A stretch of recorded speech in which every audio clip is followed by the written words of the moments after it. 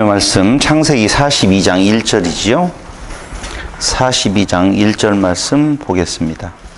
그때 야곱이 애굽에 곡식이 있음을 보고 아들들에게 이르되 너희는 어찌하여 서로 바라보고만 있느냐. 야곱이 또 이르되 내가 들은즉 저 애굽에 곡식이 있다 하니 너희는 그리로 가서 거기서 우리를 위하여 사오라. 그러면 우리가 살고 죽지 아니하리라. 아멘. 하나님께서는 요셉을 총리로 애굽에 이제 안착하게 했습니다. 그 목적은 잘 아시다시피 하나님의 언약을 이루시려고 하는 하나님의 섭리의 일환이었죠. 이제 애굽의 총리가 되어져 애굽을 관장하고 있는 요셉 앞에 그의 형제들이 나타나게 되어집니다. 나타나는 과정은 너무너무 잘 알다시피 각국 백성들이 양식을 사려고 애굽으로 왔다고 그러죠. 어디에 나와 있어요? 41장 57절 한번 보세요. 각국 백성도 양식을 사려고 애굽으로 들어와 요셉에게 이르렀으니 기근이 온 세상에 심함이었더라. 물론 일일이 하나하나 이렇게 말을 하는 것이 조금 이상하기는 해요. 저 싫어하기는 한데 많은 사람들이 뭐라고 이야기를 하느냐라고 하면 애굽에는 양식이 있고 각 나라에는 흉년이 들어서 진짜 굶어 죽는 사람이 생겨나기 시작했겠지요. 그래서 하나님께서는 전 세계의 모든 역사를 다 관장하시는 분이다. 틀리지 않잖아요. 맞잖아요. 여기에서는 그걸 강조하려고 하는 내용은 아니라는 거예요. 그래서 성경의 기자가 이 성경을 기록할 때 성경 기록 목적이 분명하게 있음을 알아야 된다.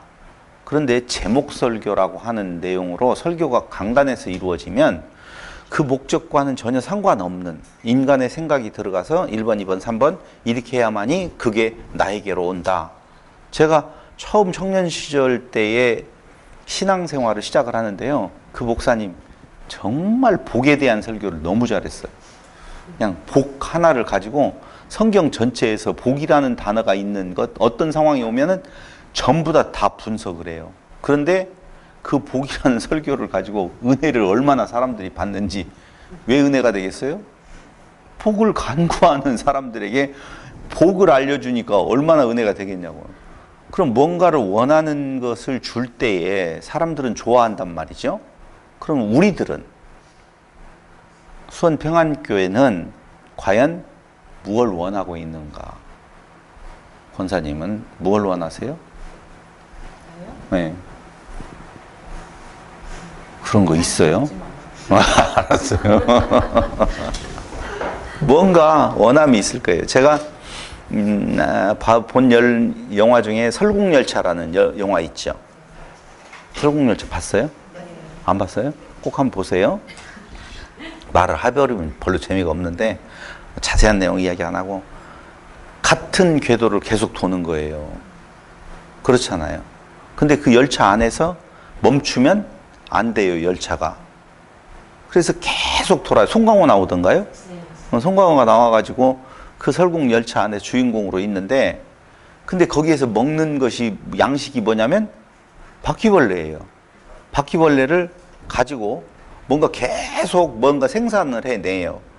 저는 그걸 과학적으로 이해는 해요. 아무것도 아닌 건데도 뭐가 생겨나는 그런 있잖아요. 그래서 바퀴벌레를 가지고 계속해서 요만한 양갱 같은 양식으로 만들어서 열차에 있는 사람들에게 나누어 주거든요. 몰라요. 사람들은 그게 뭘로 만들어진 것인 줄을 모르고 계속 그 바퀴를 도는데 과연 그 설국열차가 멈추지 아니하고 몇 년 동안 가는지는 알 수가 없어요. 연료는 도대체 뭘까? 거기에는 핵연료가 있을까? 그래서 한 1000년 동안 돌 수 있나? 뭐 이런저런 생각들을 다 하면서 봤는데 과연 그들에게 있어서 같은 궤도를 계속 돌고 있고 그 공간이 뻔해요. 뻔하거든요. 우리의 인생을 거기다 한번 비춰봤어요. 그거하고 뭘 그렇게 다른 바가 있을까? 다를 바가 있을까? 그렇다면 그 설국열차 안에서 같은 시간을 계속 보내고 있는 그들에게 있어서의 설국열차 안에서 죽지 아니하고 안 죽기 위해서 달리거든요. 안 죽는 것이 무슨 의미를 가지고 있을까라고 하는 생각을 한번 가져봤어요. 그럼 인생도 마찬가지예요. 여러분도 아침에 일어나서 저녁에 잘 때까지 계속적으로 설국열차와 같이 우리가 그걸 다람쥐 쳇바퀴 돈다고 그러잖아요. 그런 상황이 계속적으로 와요. 오늘 전 세계인들에게 흉년이 온 것처럼 가나안 땅에 있었던 야곱의 가족들에게도 흉년이 왔어요. 그래서 양식을 찾아서 곡식을 찾아서 이제 애굽으로 다 내려가는데 거기에서 곡식을 사가지고 그걸 먹고 또 하루를 지내고 또 한 달을 지내고 또 1년을 지낼 거예요. 그럼 그때 당시에 그들의 삶의 의미는 사는 거 아니겠어요? 야, 이렇게 하면 죽게 생겼다. 그러니 곡식을 사 와야 된다. 라고 해서 전부 다 애굽으로 모여든단 말이에요. 사는 게 목적이 되어져 버렸네요. 설국열차도 보면은요, 사는 게 목적이에요. 안 죽어야 된다는 대전제하에 계속 돌고 있거든요. 근데 인생은 언젠가는 그 끝을 맞이하게 되어져 있는데 그 설국열차가 주는 것은 끝나지 아니하는 계속된 삶의 반복, 그 속에 있는 그 열차 안에 있는 사람들은 도대체 어떤 가치, 무엇으로 그 삶의 기쁨을 가지고 살아가는 건가? 저는 저 나름대로 생각을 해봤어요. 그래서 오늘 모세가 이 요셉 이야기에 대한 내용을 신학적으로 보면 너무 단순한 이야기거든요. 내용이 그렇게 복잡한 내용이 없는데 왜 이렇게 긴 부분에 대한 내용으로, 그런다고 해서 요셉이 그리스도의 계보에서 조상으로 있는 것도 아니란 말이죠. 야곱의 이야기가 그렇게 장황하게 펼쳐졌다라고 보면 그것도 또 이해가 되겠는데 야곱의 이야기 속에 들어있는 요셉 이야기가 상당히 많은 부분을 차지하고 있다는 거예요. 그래서 그걸 진짜 분량이 많아요. 오늘 살펴보는 분량만 하더라도 한 넉 장? 4장 내지 5장 정도를 살펴보게 되어 있는데 이렇게 그 다음번 또 그만큼 분량이 또 있어요. 그럼 과연 어떤 의미로 모세는 여기 요셉 이야기를 이렇게 기록하고 있을까? 한번 문제를 던지면서 곡식을 향해 가는 인생들이어야 될 것인 건가? 아니면은 다른 어떤 목적이 있어서 모세는 그때의 그 사건을 여기에 이렇게 자세히 기록하고 있는 건가를 한번 살펴보도록 하겠습니다. 애굽 가족도 요셉의 가족도 결국은 애굽으로 곡식을 사려고 내려갑니다. 거기에 42장 2절에 보니까 일이 나오죠. 야곱이 또 이르되 내가 들은즉 저 애굽에 곡식이 있다 하니 너희는 그리로 가서 거기서 우리를 위하여 사오라. 그러면 우리가 살고 죽지 아니하리라. 육체의 생명이 양식에 있는 것은 너무 당연하겠어요. 그래서 죽지 않기 위해서 야곱은 그의 아들들을 애굽으로 내려 보냅니다. 그런데 그 생명이 곡식에 있다고 생각하는 것 우리와 똑같지 않아요? 우리가 지금 일상을 살아가는 내용이 곡식을 구하기 위해서 열심히 일하지 않을까요? 아닌가요? 아무리 생각을 해봐도 평생을 열심히 살아서 결국 얻어내는 결론이 뭐냐? 다 그런 것도 아니에요. 일부분이. 집 한 채 있으셔요? 없어요? 두 채 있구나. 한 채 없으면 두 채겠지? 집 한 채, 자가용 하나, 그리고 내세울 거 별로 없네? 집 한 채 마련. 그러니까 아이들이요, 요새 돈 버는데 그렇게 열심히 내지 아니하는 것은 이렇게 열심히 일해봐야 집 한 채 마련하기 쉽지 않다는 거예요. 그럼 평생 살아가는 데 있어서 그 중요한 젊은 시절을 집을 마련하기 위해서 사느니 어차피 못 마련할 테니까 차라리 집은 포기를 해버리고 있는 돈을 가지고 자가용이나 하나 그럴듯하게 사서, 자가용을 왜 그럴듯하게 사는 줄 아세요? 연애하려고 그런대요. 애들이 차가 없으면 연애할 곳이 없대요. 그러니까 차를 가지고 그나마 결혼은 포기, 연애는 가함. 그래서 그 한 달에 버는 돈을 가지고 다 말도 되지도 않는다라고 생각을 하잖아요. 우리들 나이대에 대한 내용이면. 그럼 결론적으로 봐봐요. 제가 저희 아버님의 삶을 되돌아보면 열심히 사셨어요. 동네에서 진짜 그렇게 열심히 산다는 분이 없을 정도로 열심히 사셨거든요. 그러니까 우리가 고생을 하죠. 아버님이 일을 하시는데 아침에 일어나서 우리는 일어나서 세수하고 학교 가야 되는데 아버님이 은재야 앞뒤로 가면서 은재야 부르면 일어나가지고 아버님 하시는 일을 아침에 돕고 그 다음에 학교로 가야 되거든요. 이 손가락 하나도 거기에서 없어졌거든요. 아버님 일을 돕다가 끼었어요. 그렇게 아버님이 돌아가실 때 그래서 남겨진 재산에 다른 형제들은 한 몫인데 어머니하고 저는 두 몫을 주라고 이게 아픔이었는가 봐요. 그렇게. 근데 두 몫 받았느냐? 그러지는 않았어요. 그러고 난 뒤에 그 빛으로 사시다가 결국 남는 것이 뭐였었느냐? 집 한 채 남으시더라고. 왜냐면 우리가 다 크고 난 뒤에 쓸 돈이 없으니까 그때부터 모아지는 돈이 돈이더라고요. 애들이 다 자라나고 난 뒤에. 그래서 집 한 채 딱 남으신 거 그러고 암으로 돌아가셨어요. 그거 뭐 다른 거 있어요? 없잖아요. 별거 없잖아요. 근데 우리는 매일을 열심히 살잖아. 죽기 살기로 살잖아요. 서집사님은 죽기 살기로는 안 사, 지금은? 아니, 진짜 열심히 살아요. 그런데 결국은 먹고 마시고 입는 것, 그거 하나 남는 것이 있다면 집 한 채 남겨서 아이들에게 넘겨줄 수 있다면. 그래서 애들은 그런데요. 내가 굳이 그 집을 마련하려고 생각하지 말고 지금은 있는 대로 버는 대로 쓰고 난 뒤에 부모 죽으면 내 집 되니까 그걸 내 집으로 살면 되지. 내가 왜 집을 마련하느냐 이런 생각을 갖는다는 거예요. 그러니까 여러분들도 집을 마련해가지고 자식에게 물려주지 말고 빨리 팔아가지고 5만 원짜리로 바꿔서 이불 밑에다 넣어놓으면 아이들이 며느리하고 자식하고 손주하고 이렇게 오면 5만 원짜리 한 장씩 주잖아. 올 때마다 그러면 많이 찾아올 거예요. 오게 될 거예요. 인생이 놓고 보면 결국은 이 육체의 목숨을 얼마만큼 유지시키느냐에 거의 관심이 있어서 지금 야곱이 하는 이야기의 그 투를 보면 야 이거 죽게 생겼다. 먹을 거 없다. 빨리 가라라고 하는 그 투가 제게는 상당히 안타깝게 느껴지는 것은 사실이에요. 아마 모세는 이러한 그 과정에 있었던 이야기들을 이렇게 자세히 이야기함으로 인하여서 인생이 무엇인가에 대한 내용도 말을 하고 있지 않을까?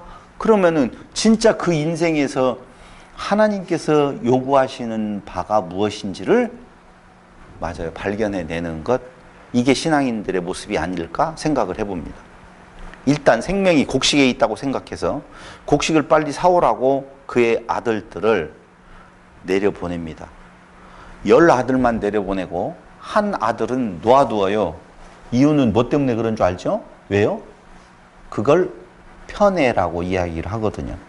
사랑하는 자의 여인에게서 난 두 자식 중에 하나는 잃었고 하나 남아있는데 그 자식에 대한 편애가 그 편애가 가져왔던 결과가 어떤 줄을 그 현장을 분명히 목도했음에도 불구하고 사람은 그 편애를 감출 수가 없는가 봐요. 그래서 제일 막내 아들 베냐민은 집에 놓고 10명의 아들을 내려 보냅니다. 2명만 가면 안 될까요? 왜 10명을요? 다 먹고 살려면 많이 가져와야 되기 때문에 다 내려 보내야 돼요. 그러는 와중에 하나만 안 보내거든요. 일단 내려갑니다.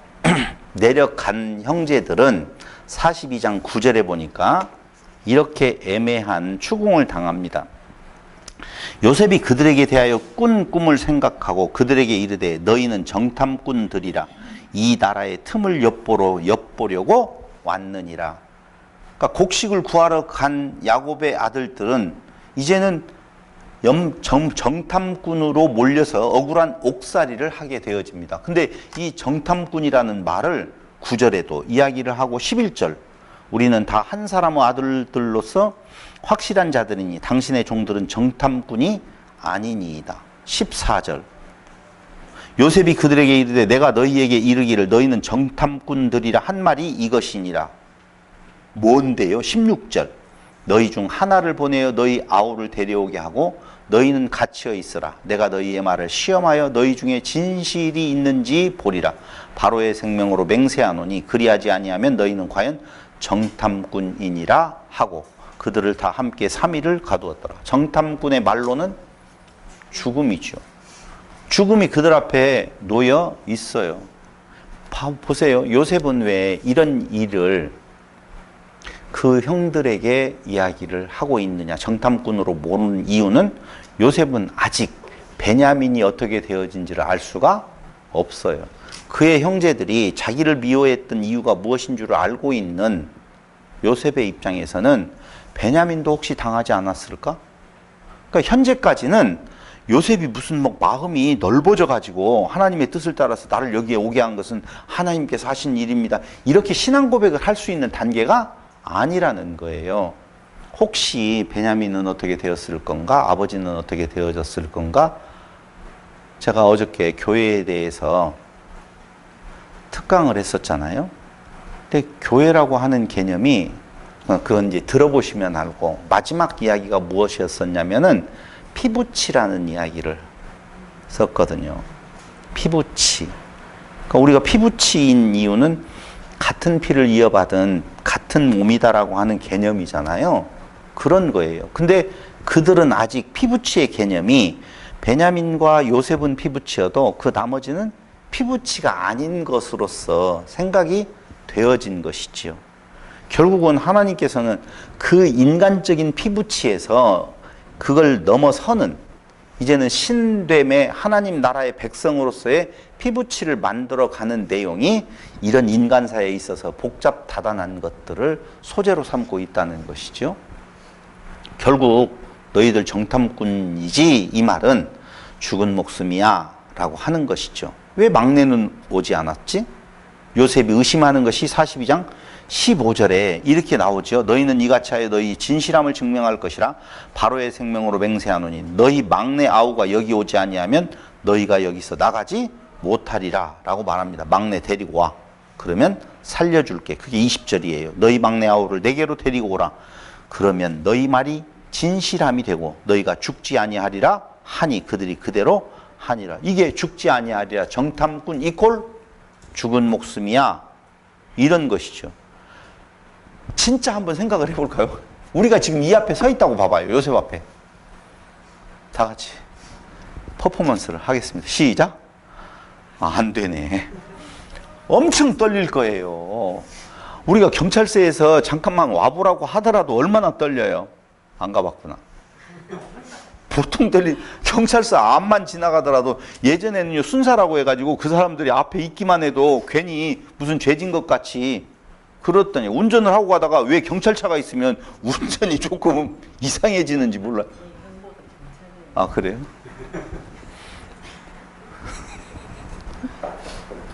알았어요. 잘 좀 해주세요. 그런데 이러한 요셉의 이야기 앞에 형제들은 어떤 모습을 보여주고 있느냐? 거기 42장 22절로 23절 한번 보세요. 르우벤이 그들에게 대답하여 아니 지금 어디를 봤었냐면 20절 죽지 아니하리라 하니 그들이 그대로 하니라. 그들이 서로 말하되 우리가 아우의 일로 말미암아 범죄하였도다. 좋은 고백이에요? 나쁜 고백이에요? 무슨 고백의 의미가 있을까요? 이런 것들이 왜 제가 아프게 생각을 하느냐면요. 사람 중심으로 성경을 보게 되어지면 요셉이 총리가 되어지고 총리된 요셉 앞에서 같이 모여서 행복하게 살았어요라고 하는 결론이 사람의 어떤 행위를 근거로 해서 그런 결론이 났다고 말을 하고 싶거든. 그럼 사람의 긍정적인 모습을 찾아야 될 거 아니에요. 그런 의미에서 우리가 범죄하였도다 회개했지 않느냐. 그래서 회개하면 하나님께서 이렇게 요셉과 같이 행복하게 살게 해준다라고 하는 결론에 도달하려고 그런 이야기들을 자꾸 찾아낸다니까. 여기에서 형제들이 우리가 범죄하였도다라고 하는 말 자체가 긍정적인 의미로 한 것이 아니라는 것은 뒤에 한번 보십시오. 더 보겠습니다. 범죄하였도다. 그가 우리에게 애걸할 때에 그 마음의 괴로움을 보고도 듣지 아니하였으므로 이 괴로움이 우리에게 임하도다. 이 말은 곧 인과법칙이에요. 어떤 일의 결과로 어떤 일을 원인으로 해서 이런 결과가 났다라고 하는 말은 진짜 회개라는 개념이 아니라고 봐야 돼요. 뒤에 이어지는 것이 르우벤이 그들에게 대답하여 이르되 봐봐요. 자, 우리가 범죄하였도다. 네가 범죄했어? 내가 범죄했어? 다시요. 우리가 범죄했어. 우리가 나쁜 놈이기 때문에 하늘의 천벌을 받는 거야. 그런데 우리가 범죄했는데 우리가 범죄했어. 다 같이 시작. 아니, 네가 범죄했어. 그 말이에요. 우리가 하긴 한 건데 나는 조금 잘못했고 진짜 잘못은 너 때문이야 라고 하는 거예요. 손가락이 하나 없어졌었을 때 누가 잘못했어요? 아니 전부 다 규중치루쟁론기라고 하는, 혹시 학창시절 때 교과서에 나오는 규중치루쟁론기라고 하는 챕터가 있었어요. 그건 뭐냐면 골무, 뭐 바늘, 뭐 네가 소중하다, 내가 더 소중하다, 아니다, 이렇게 싸움을 하고 있는 모습을 알 수가 있거든요. 여기에는 같은 지체라는 개념이 들어가 있지 않다는 거예요. 손가락이 잘린 것은 손가락이 잘린 것이지, 야 네가 그때 네 머리가 제대로 돌아갔으면 멍청하게 차가 오는데 거기다 손을 집어넣으면 되겠냐?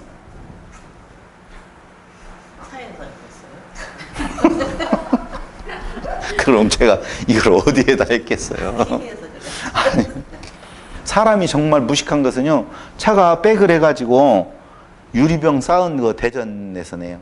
넘어뜨리기를, 넘어지게 생겼길래 제가 그 사이로 들어가네요. 그걸 막아보겠다고. 이것도 마찬가지예요. 남의 담을 우리 차가 받을 것 같으니까 그걸 잡고 그걸 밀어본다고. 야야야야 수도 보면서 그 사이에 낀 거예요.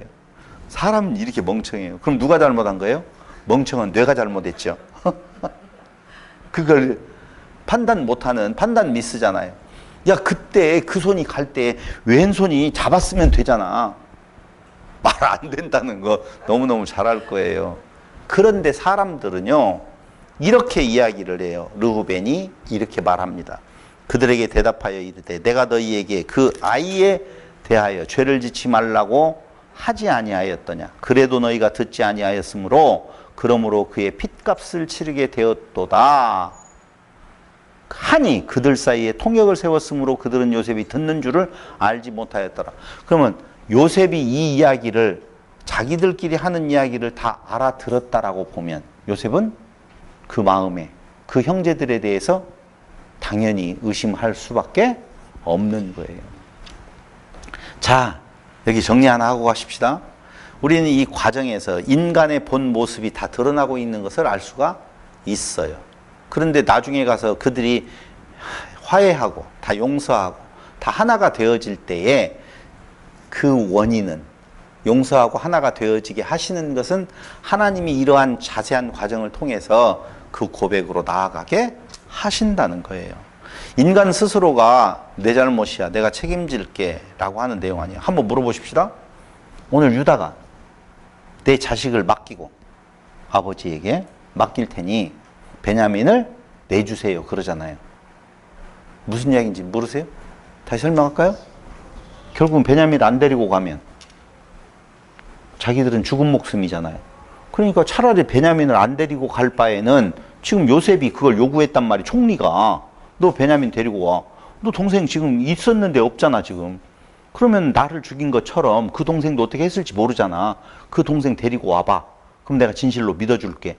그러니까 베냐민을 데리고 가지 아니하면 그들은 죽은 목숨이기 때문에 가나마나 똑같으니 아버지 베냐민을 내주세요. 그 대신요 아버지가 염려하신다라고 보면 내가 내 아들들을 담보로 잡힐게요 그러거든요. 자, 유다의 행동은 옳은 행동이에요? 그런 행동이에요? 이걸 또 자기 자식까지를 담보물로 잡힐 정도로 그는 깨달음이 있었다라고 말을 한다면 진짜 그건 어리석은 이야기죠. 생각을 해보세요. 자식을 담보물로 맡기는 부모의 행위는 잘못된 것이죠. 분명하게. 그러니까 모세의 입장에서 지금 그때 그 사건을 되돌아볼 때에 그들의 상태가 그들 스스로로는 하나님께 인정을 받을 수 있는 내용이 아니었다는 것을 말하는 거예요. 그럼 유다는 왜 그런 제안을 했을까요?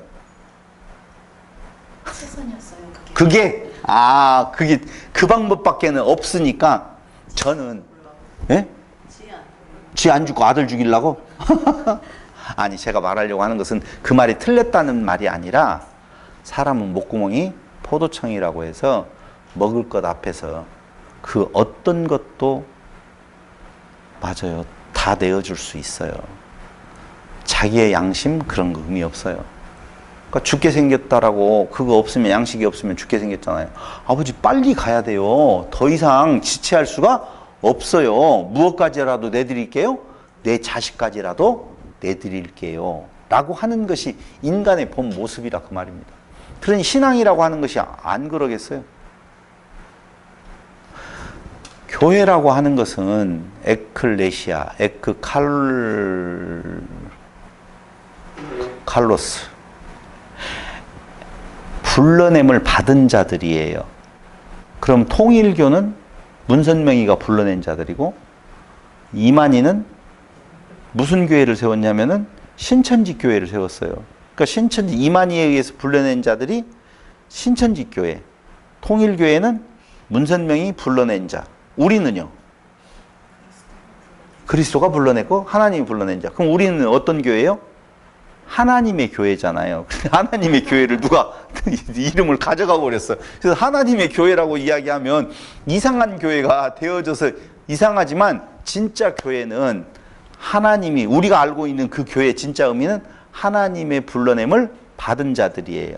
그럼 그걸 그 불러냄을 받은 자의 모임 그 자체를 교회라고 그래요. 에크칼레오라고 하는 내용이 불러냄을 받은 무리들. 그러니까 교회는 세상에 다 교회가 너무너무 많아요. 근데 진짜 하나님에 의해서 불러냄을 받은 자, 그리고 그 하나님에 의해서 불러냄을 받았다고 말을 하는데 참된 것이 있고 거짓된 것이 있단 말이에요. 그럼 그 참된 교회의 의미는 바로 무엇이냐면 아까 이야기한 것처럼 그 피값으로 사셨다고 해서 피부치라고 말을 할 수가 있다고요. 그럼 피부치라는 의미는 뭐냐? 지체가 같은 지체이기 때문에 나보다도 너를 생각하는 부분에 대한 내용이 그게 진짜 참된 지체의 의미, 진짜 교회의 의미거든요. 근데 인간 세상에서는 부모는 혹시 자식을 팔 수 있어도 하나님은 우리를 그리하지 않는다라고 이야기를 성경이 선포하는 것을 잘 들었잖아요. 근데 지금 야곱의 가족들 그 사이에서는 그런 피부치에 대한 지체의식이 희미해요. 먹을 것 앞에서 육체의 양식 앞에서 금방 깨어질 수밖에 없다는 거예요. 그래서 결국 교회가 어디를 지향해 가고 있느냐라고 하면은 이웃사랑을 지향해 가고 있는 것은 사실이에요. 근데 그 이웃사랑이 법으로 내 이웃을 네 몸과 같이 사랑하라고 하는 그 법을 따라서 행할 때에는 안 나온다니까요. 먼저 급하게 자식을 태우고 운전을 하고 가는데 급한 위기 상황이 왔어요. 어디를 향하여서 핸들을 트느냐? 자기 살려고 핸들을 차하고 멀리 되도록 하는 것이 인간의 모습이다 그 말이죠. 근데 우리가 잘 알고 있는 것처럼 그리스도는 그가 직접 그 위기 앞에 놓여져서 그의 생명을 내어 던지는 모습을, 근데 그것도 너무 진부하게 느껴질 수 있어요. 봐봐요. 그리스도가 우리를 위해서 생명을 내주신 바가 진짜 그 당시에 우리가 그때 그곳에서 그걸 느낀 것도 아니잖아요. 그럼 이걸 어떻게 느낄까라고 하는 생각은 해봐요.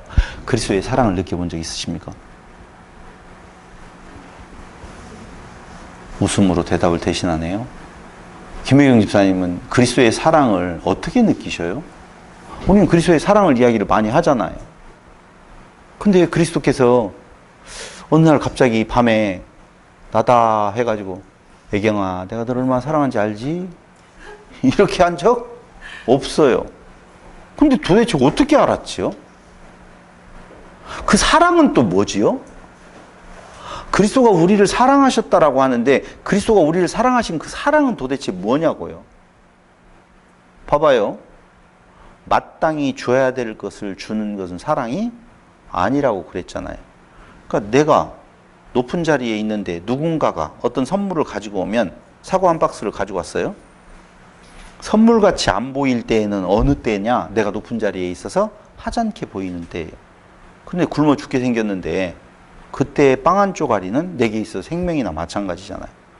그러니까 높은 자가 낮은 자를 위해서 어떤 행동을 하는 거하고 낮은 자가 높은 자를 위해서 어떤 행동을 하는 거.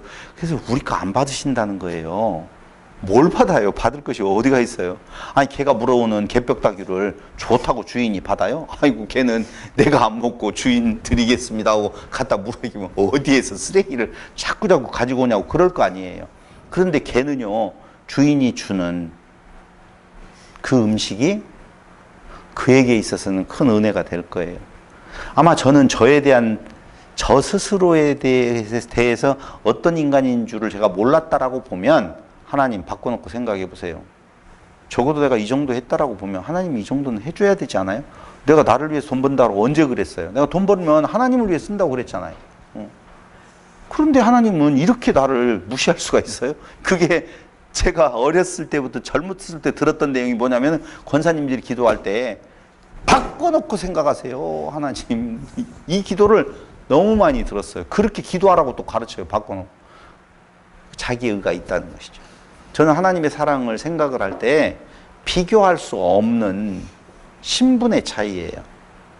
비교할 수가 없어요. 사람 가운데에서 더 높고 낮은 정도가 아니라 신과 인간의 차이는요 메울 수가 없다니까요. 근데 그가 나를 위하여서 나를 생각했다라고 하는 그 자체가 그게 하나님의 사랑이 아닌 건가? 왜 그는 그렇게까지 그랬느냐? 그게 바로 피부치라니까. 내는 머리용, 너희는 그 몸에 지체라 이야기를 하잖아요. 그것이 어떻게 교회가 되어지는 건가는 교회란 무엇인가에 대한 강론을 듣고 여러분들이 생각을 해보시면 좋을 것 같아요. 일단 지금 이야기에 대한 내용을 책임을 자기 안에 끌어당겨서 내가 잘못했어 라고 이야기했던 것에 대한 내용이 아니라 르우벤이 말하는 내용을 통하여서 그 형제들은 문제는 내게 있는 것이 아니라 형제들에게 있다라고 하는 책임을 전가하는 형제들의 모습을 르우벤의 고백을 통해서 우리는 확인해 볼 수가 있었다는 것이죠. 그때 요셉이 시므온을 결박해두고 나머지를 석방하여 집으로 돌아가게 만듭니다. 그게 42장 24절로 25절이에요. 한번 보겠습니다. 42장 24절로 25절.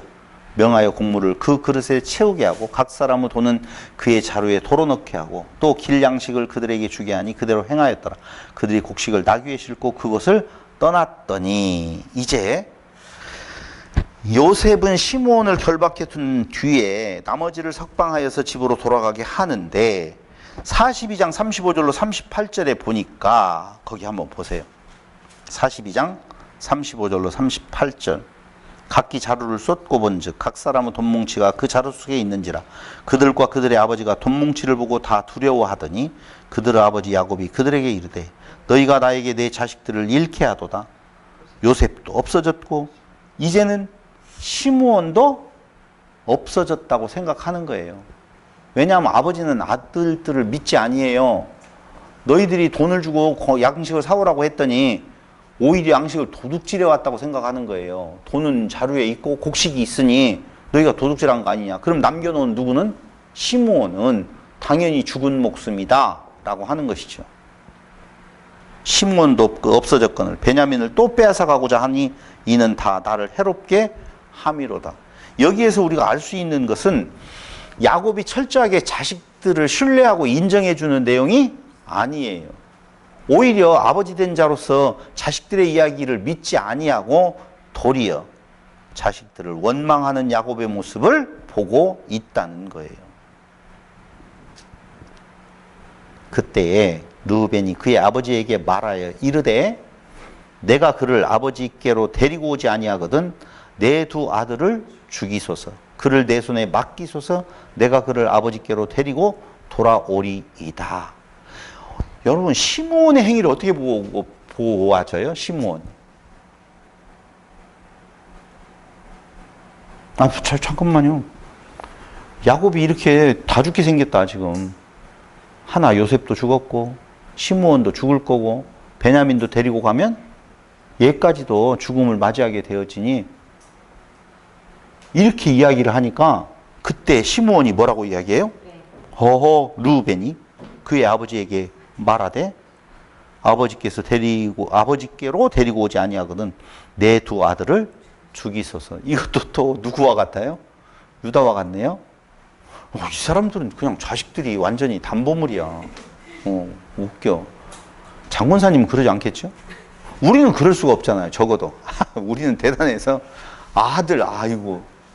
근데 우리는 여기에 한 가지 모세의 관점에서 한번 이걸 보자는 거예요. 왜 모세는 이 베냐민의, 루벤의 이야기를 여기에 이렇게 기록하고 있는가 하는 거예요.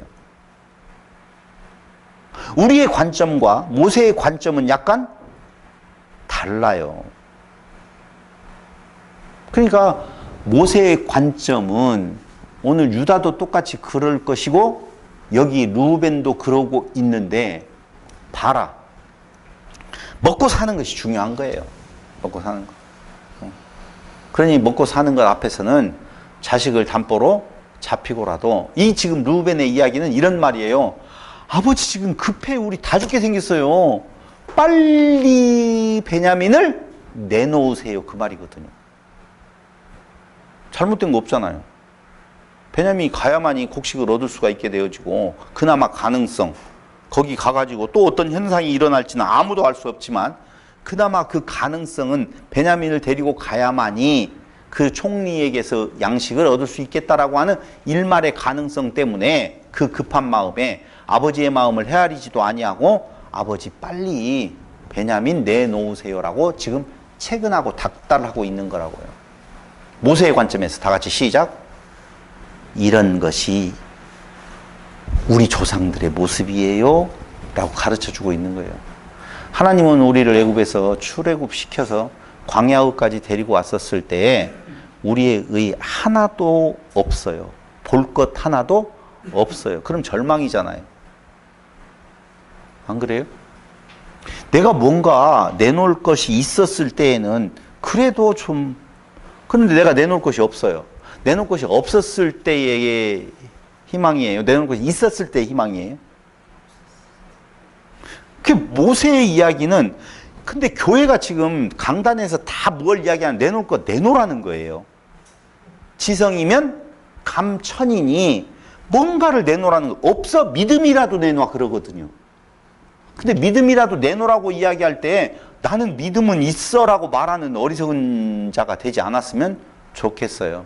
없습니다. 내 것이 어디가 있겠습니까? 라고 고백할 수 있는. 모세는 지금 한편 광야에서 절망의 상태에 있고 두려움과 떨림의 상태에 있는 그들에게 하나님은 이런 분이다라고 하는 내용을 가르쳐주고 있는 거예요.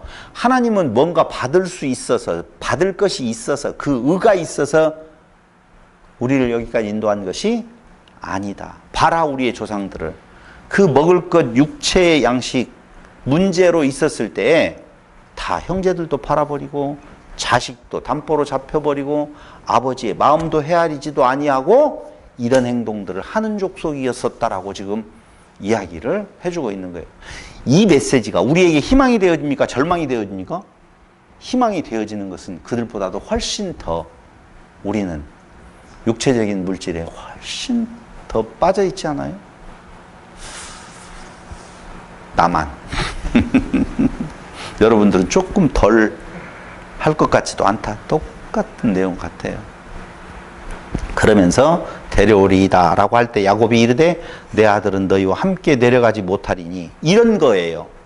아버지가 너무나 베냐민을 애지중지하고 있기 때문에 그 편애가 우리의 목숨을 지금 경각에 이르게 만들 수 있겠다라고 생각을 하니까 오늘 르우벤이 내 두 아들을 죽이소서 이게 할 말이에요.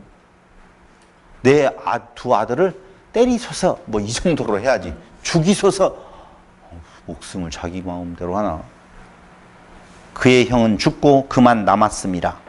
만일 너희가 가는 길에서 재난이 그에게 미치면 너희가 내 흰머리를 슬퍼하며 스올로 내려가게 함이 되리라 라고 이야기를 하면서 부모와 자식들 간에 그 갈등 구조를 모세는 우리 조상들이 이런 모습이었었다라고 지금 그 광야의 성도들에게, 광야의 교회에게 선포하는 거예요. 그러니까 그 메시지가 광야에 있는 그들에게는 오히려 절망이 되어지지 아니하고 희망이 되어지는 것은 자기들의 모습 속에서 절망 가운데 있는데, 아하, 하나님은 그런 분이구나. 우리의 의를 찾는 것이 아니라 무조건적인 사랑으로 우리를 여기까지 인도하셨다라고 하는 내용을 알게 하는 거예요. 그 하나님을 알았으면 좋겠어요. 42장 이 38절에 그때까지도 야곱은 편애의 상태에 있었다는 거예요. 볼 것 없어요, 사람에게서는. 그런데 43장 11절로 14절을 한번 보세요. 그들의 아버지 이스라엘이 그들에게 이르되 그러할진대 이렇게 하라. 너희는 이 땅의 아름다운 소산을 그릇에 담아가지고 내려가서 그 사람에게 예물로 드릴지니 곧 유향 조금과 꿀 조금과 향품과 몰약과 유향나무 열매와 감복숭아이니라. 너희 손에 갑절의 돈을 가지고 너희 자루 아기에 도로 넣어져 있던 그 돈을 다시 가지고 가라. 혹 잘못이 있었을까 두렵도다. 내 아우도 데리고 떠나 다시 그 사람에게로 가라 라고 이야기를 하잖아요. 그러니까 생각을 해보세요. 지금 야곱의 입장이 우리가 한번 되어줘 보자고요. 하나는 잃었잖아요. 지금 없어졌어요. 그런데 흉년이 와가지고 그 곳에 내려서 곡식을 사오라고 했더니 한 놈은 또 담보로 인질로 잡혀놓고 왔네. 빨리빨리 해결을 해야 될 거 아니에요. 데리고 가려면. 아, 인질로 잡혀진 사람을 얼마나 빨리 구했어요, 이번에. 생각을 해보세요. 인질로 잡혔는데 그걸 세워라 내워라 하고 있다는 것은 그들을 향한 사랑이 아니잖아요. 그러니까 얼른 조처를 취해가지고 데리고 오잖아요. 근데 그들은 그렇지 않았어요. 왜? 양식이 떨어질 때까지는 잊고 살아. 그건 나가 아니니까. 들어있는 자는 100%지만 들어있지 않는 자는 0%예요. 내가 거기에 영어의 몸이라든가 있는 것이 아니니까 이거 떨어질 때까지 생각도 안 하는 거야. 잡혀있는 거. 떨어지니까 급해가지고 내 아들을 내가 담보로 맡길 테니까 베냐민 빨리 내주세요. 이러고 있다니까요. 지금 상황이. 그 가운데에 있는 야곱의 마음이 어떠겠냐고요.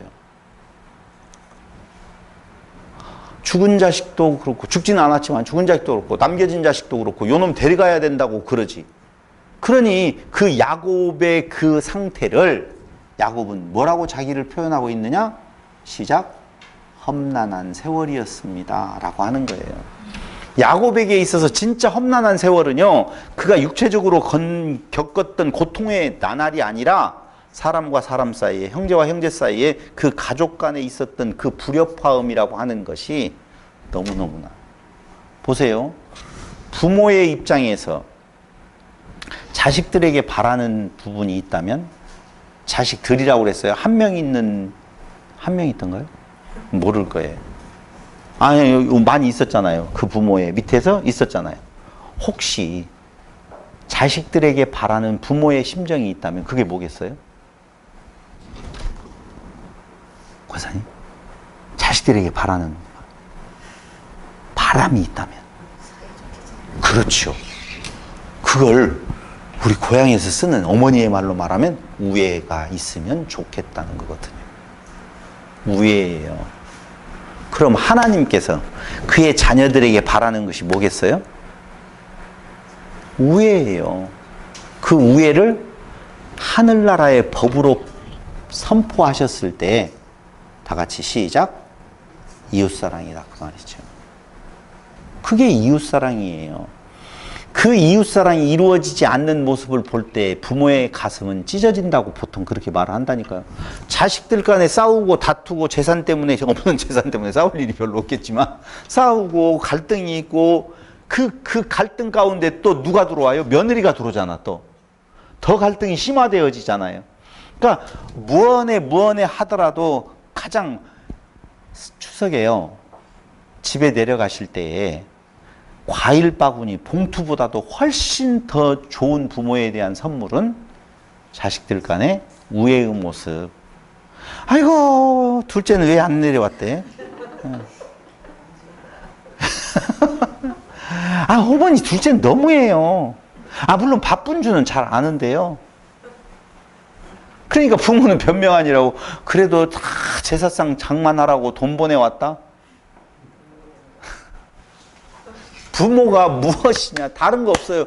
형제간의 우애에 대한 내용이에요. 그게 하나님 나라의 법인데 세상 나라에서는 그게 이루어지지 않는다는 거예요. 안 이루어지는 이유가 뭐냐면요, 너와 나는 다르다는 거예요. 너보다는 내가 인정을 받았으면 좋겠다는 것이거든요. 그런데 거기에 한 단계 넘어가는 거예요. 피부치거든요. 피를 나누었다. 같은 살이다. 그런데 그 피부치의 사랑은 부모라 할지라도 변할 수 있는데 변하지 아니하는 사랑이 있으니 그게 하나님이 우리를 사랑하심이라 라고 하는데요. 그러니까 내 사랑을 너희에게 주노니 너희가 그 사랑을 받고 그 사랑 안에서 서로가 서로를 바라보라는 거예요. 한번 바라볼까요? 왜요? 왜 못 바라봐요? 한번 바라봐봐요. 얼마나 예뻐요. 잘생겼죠? 왜 잘생겼어요? 그 부모의 사랑을 받은 그 모습이 사랑스럽고 잘생겼다는 말이지, 이 얼굴을 가지고 제가 잘생겨서 죄송합니다 그러면 사람들이 재밌어해요. 왜요? 안 잘생겼으니까 재밌어하지, 진짜 제가 조각같이 잘생겼으면요 교만한 놈 같으니라고 이렇게 한다고요. 근데 난 진짜 잘생겼거든요. 그죠? 그리스도 안에서 우리의 생명이 바뀌어졌어요. 자기 자식이 제일 이쁘다고 그러잖아요. 단체 사진 찍어 놓으면은요, 자기 자식, 그 박혀 있는 자기 자식이 눈에 들어오잖아요. 그렇죠? 내 손주가 눈에 들어오잖아요. 동네에서 그 아이들이 같이 노는데 고돈만 보이잖아. 이상하지? 내 피부치니까 그렇다고요. 그게 오늘 야곱에게 있어서는 가장 험난한 세월이에요. 그러니까 내가 어떻게 뭘 잘못했기에 이런 모습을 내가 보고 살아야 되는 건가에 대한 그 후회를 그는 하는 거예요. 근데 자식들이 그렇게 다투었었을 때 안 돼! 베냐민 못 보내! 너희들이 알아서 가서 해결하고 와! 그러지 않잖아요. 데리고 가라. 그게 부모의 심정이라고. 부모의 심정. 그곳이 지옥 구덩이라, 불구덩이라 할지라도 그곳을 향해 가는 그때 그 부모의 가슴은 진짜 속된 표현으로 찢어지는 거지. 지금 그것을 겪고 있는 거예요. 험난한 세월을 보내는 야곱의 모습이 43장 11절로 14절에 나와 있는데 거기 한 구절을 읽어보시면 43장 14절을 보세요.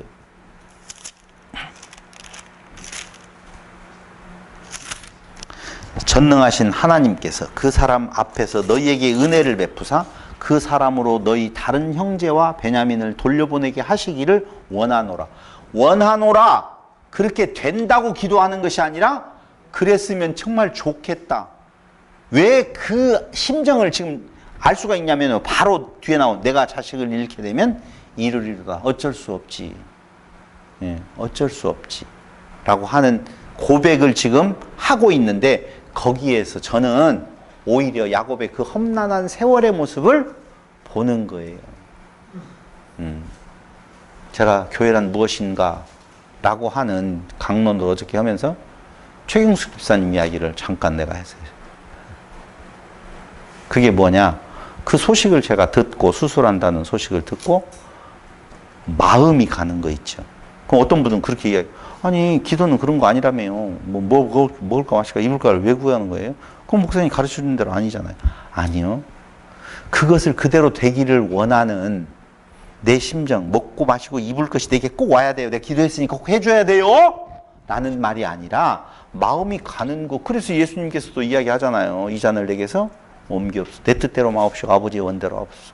근데 왜 마음이 갔을까요? 다른 거 아니에요. 그가 그 말씀 안에서 같이 한 피부치 같이 느껴지는 부분이 있다는 것이죠.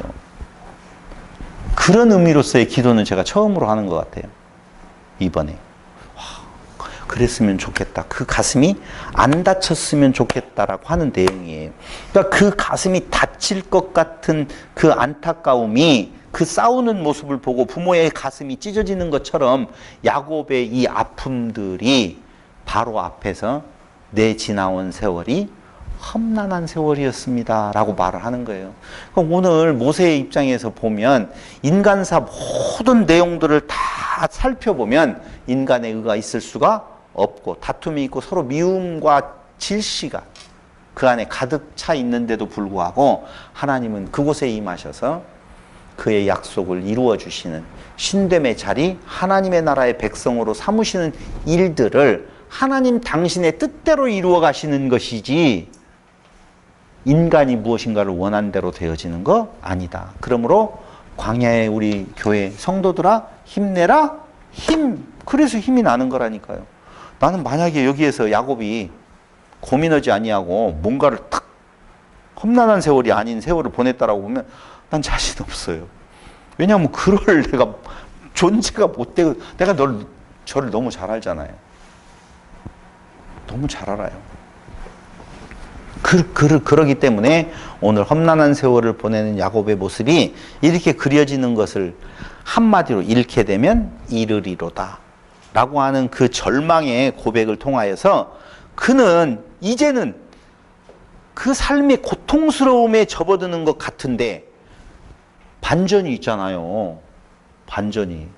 그 반전은 우리가 지금 알고 있기 때문에 반전이라고 이야기를 하지 그 당시에는 그게 무슨 반전이었겠냐고요. 우리도 마찬가지예요. 하루하루를 놓고 보면은요. 반전을 생각할 수 있는 내용이 없어요. 이러다가 그대로 가는 것이지. 무슨 반전이 어디가 있겠어요. 근데 힘내시라고요. 하나님 우리에게 이 반전을 또 잘못 알게 되어지면 가난하게 살면 부자로 될 때가 있다. 이렇게 알면 안 돼. 진짜 반전은 뭐예요? 진짜 이거 알았으면 좋겠어. 송 집사님. 하나님의 뜻을 모르는 상태에 있다가 아는 거. 나타나는 현상은? 변화가 없어요. 나타나는 고백은? 형들이 나를 이곳에 팔아서 온 것이 아니라 하나님께서 이곳에 나를 오게 하셨습니다. 혹시 반전을 그래서 요셉이 총리로 있었을 때 애굽에서 잘 먹고 잘 살게 되었어요. 해피엔딩으로 끝나는 이야기를 가지고 이야기를 한다면 그건 정말 너무 그 뒤에 애굽에 종살이를 했어요. 그럼 뭐가 되는 거예요? 아무것도 아니잖아요. 그러니까 그게 아니라고요. 신앙이라고 하는 것은 상황의 변화를 구하는 것이 아니라 그 상황을 해석할 수 있는 내 시각을 변화시켜 달라고 하는 기도라니까요. 상황은 똑같아요. 성집사님 이야기하잖아요. 똑같았어요. 라고 이야기하잖아요. 그 험난한 세월들이 아니 봐봐요. 그렇게 해서 형하고 이렇게 조를 해가지고 다 용서를 했어요 라고 할 때까지 그 순간이 짧잖아요. 그 한순간이잖아. 근데 그 순간이 맞닥뜨려질 때까지의 그 간이 쫄리는 상황은 얼마나 많았냐고. 그러다가 뭔가 삐끗해가지고 너도 죽어야 되겠다. 그렇게 결론 났으면. 그러니까 성경에서 해피엔딩으로 끝난 부분에 대한 내용을 가지고 우리도 이렇게 되려면이라고 하는 것은 진짜 나쁜 설교예요. 그런 거 하면 안 돼요. 그 과정이 얼마나 소중한지 몰라요. 설국열차의 진짜 의미는 설국열차 안에서 그 사람들 간의 마음의 교류예요. 그러지 않겠어요? 뭐가 달라질 것이 있어요? 밖에는 나갈 수가 없는 그 갇혀있는 그 세계에 들어있는데 매번 똑같은 상황이 반복되어졌을 때 그 삶의 의미는 그 안에서의 교류예요. 근데 거기 안에서 계급이 있어지고 누구와 누구가 다 벽이 쳐지고 서로 다른 세상을 살아가게 되어진다면 그게 지옥이라고. 이 열린 마음으로 그 열차 안에서의 마음을 서로 나눌 수 있다라고 보면 거기가 다름이 아니에요. 천국이지. 그래서 오늘 43장 8절로 10절에 보니까 거기 참 재밌어요. 8절 한번 보세요. 급해요. 내가 아들을 담보로 드릴게요. 이런 내용이에요. 그게. 유다가 이제 나섭니다. 뭐라고요? 43장 8절. 맞죠? 43장 8절. 유다가 그의 아버지 이스라엘에게 이르되 저 아이를 나와 함께 보내시면 우리가 곧 가리니 그러면 우리와 아버지와 우리 어린아이들이 다 살고 죽지 아니하리이다. 내가 그를 위하여 담보가 되오리니 아버지께서 내 손에서 그를 찾으소서. 내가 만일 그를 아버지께 데려다가 아버지 앞에 두지 아니하면 내가 영원히 죄를 지리이다. 우리가 지체하지 아니하였더라면 벌써 2번 갔다 왔으리이다. 나는 이 문장도요 정말 얼마나 인간의 욕심이 들어있는지 몰라요. 아버지 진즉 내줬으면요 우리 2번 갔다 왔어요. 배불리게 먹을 수가 있을 뻔했어요. 지금 아버지의 관심과 그 유다의 관심이 다르잖아요. 그렇다니까요. 근데 우리도 마찬가지예요. 하나님 2번 먹을 수 있는데요. 빨리 그걸 먼저 주시지. 그게 그렇게 중요해요, 사랑이? 그럼 한번 생각을 해요. 목숨을 내걸고 못하겠습니다. 베냐민을 총리님께서 데려오라고 하는데 우리는 동생을 담보로 해서 목숨을 연명하고 싶지 않습니다. 차라리 우리를 다 죽여주시고 베냐민을 데리고 오는 것은 우리 아버지를 죽이는 것입니다. 우리 아버지의 마음에 그런 상처기를 낼 수 없으니 차라리 여기에서 내가 굶어 죽는 거나 맞아 죽는 거나 똑같으니까 나를 죽이소서. 그러면은 요셉은 그들을 더 높이 했을까요? 아니면 웃기네 하고 죽였을까요? 1번, 2번? 뭐 물어봐 그걸. 1번이지. 그래 우리는 나온 결론으로 여기에 쓰여져 있는 내용을 가지고 요리를 하는 거예요. 거기에 맞춰서. 만약에 여기가 성경이 그렇게 쓰여지지 아니하고 그때 행동이 우리를 차라리 죽이소서. 우리는 베냐민 못 데리고 오요. 아버지에게 상처 줄 수도 없어요. 그랬다고 한번 상황이 바뀌어지면 그 뒤로는 더 잘 됐다, 더 안 됐다? 안 그래요? 요셉은 지금 그런 걸 보고 싶어 했잖아요. 그러니까 그 정도로 나오면 죽일 거야. 그럼 예, 죽여요. 진짜 죽일 거야. 예, 진짜로 죽여요. 빨리 죽여요. 훌륭하다. 야, 대단하다. 그리고 막 더 많은 것을 다 싸가지고 줬을 거 아니에요. 여기 나와 있는 걸 삼아서 인간의 의를 찾으려고 생각해서는 안 된다고 생각해요.